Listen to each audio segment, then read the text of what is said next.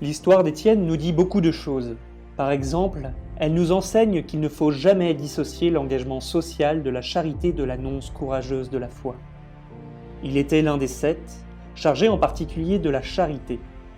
Mais il n'était pas possible de dissocier la charité et l'annonce.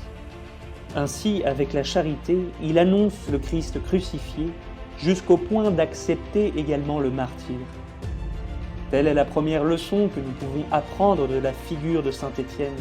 Charité et annonce vont toujours de pair. Saint Étienne nous parle surtout du Christ crucifié et ressuscité comme centre de l'histoire et de notre vie.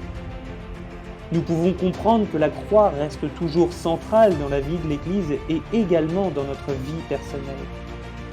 Dans l'histoire de l'Église ne manquera jamais la passion, la persécution. Et c'est précisément la persécution qui, selon la célèbre phrase de Tertullien, devient une source de mission pour les nouveaux chrétiens.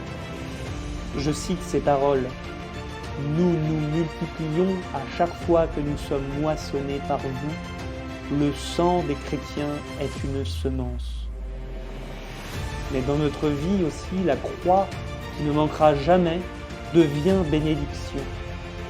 Et en acceptant la croix, en sachant qu'elle devient et qu'elle est une bénédiction, nous apprenons la joie du chrétien également dans les moments de difficulté.